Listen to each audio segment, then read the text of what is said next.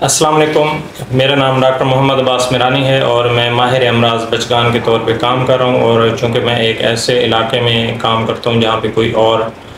Qualified doctor یا physician نہیں ہے، تو میرے پاس پوری فیملی کے جو ہیں لوگ وہ آتے ہیں، جس میں بڑے بھی شامل ہیں، بچے بھی شامل ہیں، خواتین بھی شامل ہیں،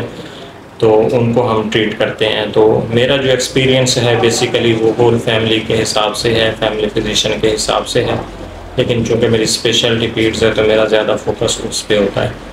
تو الحمدللہ ہم نے یہاں پہ ایمرجنسی سروسز بھی دی ہیں اور اپنے ہاسپٹل کو ایک جنرل ہاسپٹل میں ٹرانسفارم کیا ہے، اور اب سرجیکل سیٹ اپ کی طرف ہم موو کر گئے ہیں، اور الحمدللہ اس میں ہماری کافی بہتری آ رہی ہے، کیونکہ عوام جو ہے ان کو آہستہ آہستہ سمجھ آ رہی ہے کہ اس ہاسپٹل کے بنانے کا مقصد کیا ہے۔ تو یہ جو اسپیسیفکلی ہماری آج کی جو ویڈیو ہے وہ مجھے دوبارہ بنانی پڑی ہے، سیلاب زدگان سے متعلق ہے،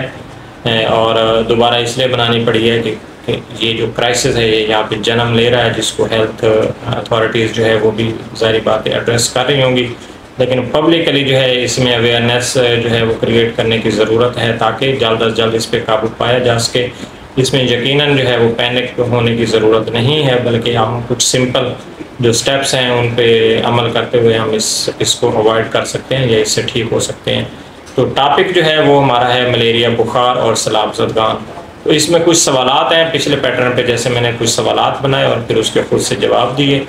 تو آج بھی اسی طرح میں نے کچھ سوالات لکھے ہیں اور وہ سوالات بھی آپ کو میں بتاؤں گا اور ساتھ میں اس کے جواب بھی دوں گا، جو آپ اپنی سکرین پہ بھی ملاحظہ کر سکتے ہیں۔ ملیریا کی علامات کیا ہیں؟ تو ملیریا ایک بخار کی قسم ہے، جیسے بخار کی باقی اقسام ہیں، یہ بھی بخار کی ایک قسم ہے، تو جو اس کی علامات ہیں وہ باقی بخار سے تھوڑی ڈیفرنٹ ہیں، لیکن جو ہمیں ڈیفینیشن اس کی بتائی جاتی ہے، جو ہم نے ٹریننگ کے دوران جو ہے وہ پڑھی، وہ یہ ہے کہ فیور ود آؤٹ فوکس۔ یہ تو ہو گئی میڈیکل پرسنل کے لیے، یہ ٹرم جو ہے وہ ہم استعمال کر سکتے ہیں، لیکن عام جو لوگ ہیں وہ اس کو کیسے یاد کریں، کیسے جو ہے ان کو پتہ چلے کہ ان کو ملیریا ہو سکتا ہے؟ تو کوئی بھی بخار اگر آپ کو اس کو فوکس نہیں مل رہا، مطلب آپ کو یہ نہیں پتہ چل رہا کہ وہ کس وجہ سے ہوا ہے، تو وہ ملیریا جو ہے وہ ہو سکتا ہے، اور اس کی جو علامات ہیں وہ زیادہ تر ہائی گریڈ فیور ہے، یعنی بہت زیادہ تیز بخار کا ہونا، بخار کے ساتھ سردی کا لگنا اور باری کے ساتھ بخار کا ہونا شامل ہے۔ اس کے علاوہ سر درد بھی اس میں بہت زیادہ ہو سکتا ہے، ٹانگوں کو درد بھی ہو سکتا ہے، وامٹنگ وغیرہ بھی دیکھنے کو مل رہی ہے، اور اگر ساتھ میں کوئی اور انفیکشن بھی ہے تو لائک اپر ریسپریٹری ٹریک انفیکشن، تو کھانسی وغیرہ بھی اس میں ہوتی ہے، لیکن رول آؤٹ جو ہے وہ ہم نے ملیریا، کھانسی یا ٹائیفائڈ یا ڈینگی بخار، ان کو آپس میں اس سے رول آؤٹ جو ہے وہ کرنا ہوتا ہے، ایک تو علامات کی بیسس پہ، ایگزامینیشن کی بیسس پہ، اور آگے پھر انویسٹیگیشن کی بیسس پہ۔ تو یہ اس کی علامات ہیں، جس میں ایک جو ہے تیز بخار کا ہونا، دوسرا جو ہے سردی کا لگنا، اور تیسرا جو ہے بخار کا کوئی سورس جو ہے وہ معلوم نہ ہو سکنا کہ یہ کس وجہ سے ہو رہا ہے، اور اسی طرح جو بخار ہے اس کا باری کے ساتھ ہونا۔ تو یہ اس کی مین 4 علامات ہیں۔ دوسرا سوال ہے کہ ملیریا کی شرح میں اضافہ کیوں دیکھنے میں آ رہا ہے سیلاب زدگان کے اندر؟ تو یہ میں نے پہلے بھی بتایا، چونکہ وہ ہوم لیس ہے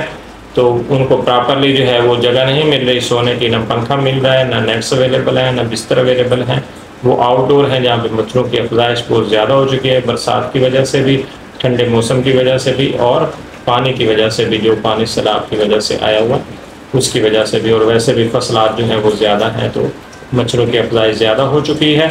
اور اس میں چونکہ یہ لوگ ایک ہی جگہ پہ واقع ہیں، کراؤڈڈ واقع ہیں، اگر ایک بھی بچے کو جو ہے یا کسی بڑے کو وہاں پہ ملیریا ہوا ہے تو یہ جو سارے وہاں پہ اس ایریا کے مچھر ہیں وہ اس سے انفیکٹڈ ہو جاتے ہیں اور وہ دوسرے بندے کو بھی وہ ٹرانسفر کر دیتے ہیں۔ تو نیکسٹ سوال یہ ہے کہ ملیریا بخار کی شدت کیوں زیادہ ہے؟ تو ملیریا بخار کی شدت اس وجہ سے زیادہ ہے کہ جو گورنمنٹ کی طرف سے یہاں پہ انتظامات کیے گئے ہیں ان میں مچھروں سے بچاؤ کے حفاظتی تدابیر نہیں ہیں، اس کے علاوہ پبلک کے پاس بھی ریسورسز نہیں ہیں کہ وہ مچھروں سے بچ سکیں، اس کے علاوہ ڈائگنوسٹک فیسلٹیز بھی نہیں ہیں، پرائمری لیول کی جو ہے وہ ہیلتھ کیئر یہاں پہ دی جا رہی ہے، اس میں جو ہے ڈائگنوسٹک سروسز نہیں ہیں، اور جو دوائی وہ دیتے ہیں اس سے آرام نہیں آتا، کیونکہ ملیریا کی تشخیص نہیں ہو چکی ہوتی، تو تشخیص نہیں ہوتی تو آرام نہیں آتا، جو اس کا انفیکشن ہے وہ بڑھتا ہے اور اس کی وجہ سے اس کی شدت میں اضافہ دیکھنے کو مل رہا ہے۔ اس کے علاوہ جو ہے ملیریا بخار مکمل فیملی کو کیوں ہو رہا ہے، یا مکمل جو کیمپ کے لوگ ہیں ان میں سے اکثریت کو 70% کو ہو رہا ہے، تو میں نے آلریڈی ریزن بتا دیا ہے کہ یہ ایک ہی کراؤڈڈ پلیسز پہ موجود ہیں، یہ ہمارے جو کیمپس ہیں، اور وہاں پہ مچھروں کے بچاؤ کے کوئی اقدامات نہیں ہیں. تو اگر مچھر وہاں کے انفیکٹڈ ہیں، کسی ایک بھی پرسن کو ملیریا ہوا ہے، تو پھر سارے کیمپ کے لوگوں کو یا ساری فیملی کو اس سے ہو جاتا ہے. تو اس کے علاوہ جو ہے جو سوال نیکسٹ ہے وہ یہ ہے کہ جو ملیریا کا پیٹرن ہے فیور کا، یا جو اس کی علامات کا پیٹرن ہے وہ ویری کیوں کر رہا ہے. کسی مریض میں تو ٹپیکل ملیریا کی جو علامات ہیں وہ نظر آئیں گی، لیکن کسی میں ایسے نظر نہیں آئیں گی. تو میں نے شروع میں بھی عرض کیا کہ اس کی جو سنگل لائن جو ڈیفینیشن ہے اس کے اوپر آپ نے فوکس کرنا ہے، اور اسی بیس پہ اس کو ڈائگنوز کرنا ہے کہ فیور وداؤٹ فوکس جو ہے وہ ملیریا ہو سکتا ہے. باقی جو اس کی سمٹمز ہیں ٹیپیکل ہوں یا ایٹیپیکل ہوں سائنز اینڈ سمٹمز، وہ آپ نے ایگزامینیشن، ہسٹری ٹیکنگ اور پھر لیب کی بیسس پہ نا اس کو ڈفرینشیٹ کرنا. تو اس کے علاوہ ملیریا کی جو تشخیص ہے وہ کیسے ممکن ہے؟ تو جی ہاں، تشخیص اس کی سمپل ٹیسٹ سے ممکن ہے. ایک تو مائکروسکوپی جس کی سروس ہمارے پاس موجود ہے وہ کی جا سکتی ہے، ڈائریکٹ مطلب سمیئر بنا کے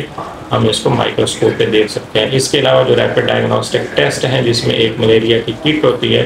اس کے اوپر بھی اس کی تشخیص جو ہے وہ ممکن ہے. اور بیسٹ ٹائم جو ہے سیمپل لینے کا وہ ہے جب مریض کو فیور نکل رہا ہو. تو اس کے علاوہ جو ہے ملیریا کا علاج کیا کیا جا رہا ہے یہاں پہ، تو میں یہاں پہ عرض کرنا چاہوں گا کہ ملیریا چونکہ یہاں پہ اینڈیمک انفیکشن ہے، بہت زیادہ لوگوں کو ہو رہا ہے، اور بہت زیادہ ادویات مس یوز کی جا رہی ہیں بغیر کسی ڈائگنوسس کے. جو ہے ساری کے سارے جو اینٹی ملیریلس ہیں وہ ٹرائی کی جاتی ہیں پیشنٹس کے اوپر، لیکن وہ ریزسٹنٹ ہو چکا ہے اور اس کا جو پیٹرن ہے وہ چینج ہو چکا ہے انفیکشن کا، تو اس سے آرام نہیں آ رہا. تو WHO کی جو گائیڈ لائنس ہیں ان کے مطابق جو ہے ہم نے ٹریٹ کرنا ہے. اور سب سے پہلا جو چوائس ہے ہمارا وہ یہ ہونا چاہیے کہ ہم اس کو RT میتھڈ سے جو ہے وہ اس کا ٹریٹمنٹ کریں، یا پھر RT سونیٹ سے ٹریٹمنٹ کریں، کیونکہ ہمارا جو ایریا ہے وہ اس کے علاوہ 100% کیور کی جو گارنٹی ہے وہ نہیں دیتا. Thank you.